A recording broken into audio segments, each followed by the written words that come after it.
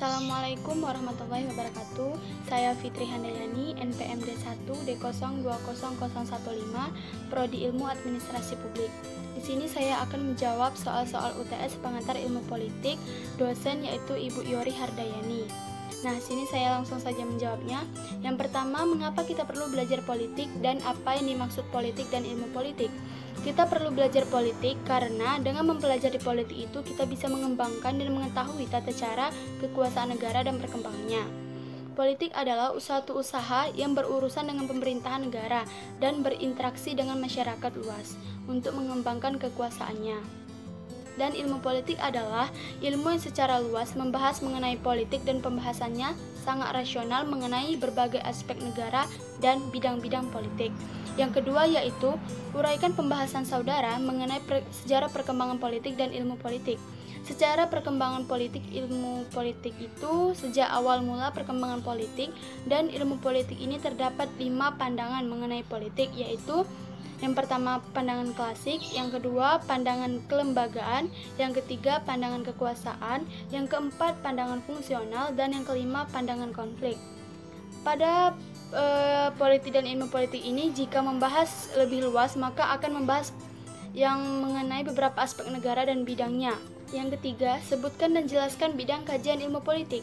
Bidang kajian ilmu politik terdapat 4 bidang, yaitu yang pertama teori politik yang membahas mengenai teori politik dan sejarah ide-ide politik. Yang kedua, lembaga-lembaga politik yang membahas mengenai undang-undang dasar, pemerintah nasional, pemerintah daerah dan lokal, fungsi ekonomi dan sosial dari pemerintah, perbandingan lembaga politik. Yang ketiga, partai-partai, golongan-golongan dan pendapat umum yang membahas mengenai partai politik, golongan-golongan dan asosiasi-asosiasi, partisipasi warga negara dalam pemerintah dan administrasi, serta pendapat umum. Yang keempat, hubungan internasional yang membahas mengenai politik internasional, organisasi-organisasi dan administrasi internasional, serta hukum internasional. Menurut Andrew Haywood, terdapat 4 bidang politik, yaitu teori politik, bangsa-bangsa dan globalisasi, interaksi politik, dan mesin pemerintahan serta kebijakan dan kinerja. Yang keempat yaitu uraikan pemahaman saudara mengenai negara, tujuan negara, dan unsur pembentukan negara. Negara adalah suatu organisasi wilayah yang kedudukannya tertinggi dan sah, serta ditaati oleh rakyat. Unsur pembentukan negara yaitu mempunyai wilayah, memiliki penduduk, dan adanya sistem pemerintahan. Tujuan negara yaitu melindungi segenap bangsa Indonesia, memajukan kesejahteraan umum, melaksanakan ketertiban dunia yang berdasarkan kemerdekaan.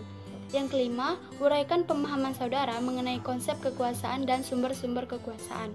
Kekuasaan yaitu kemampuan individu atau kelompok untuk mempengaruhi orang lain sesuai dengan kekuasaannya.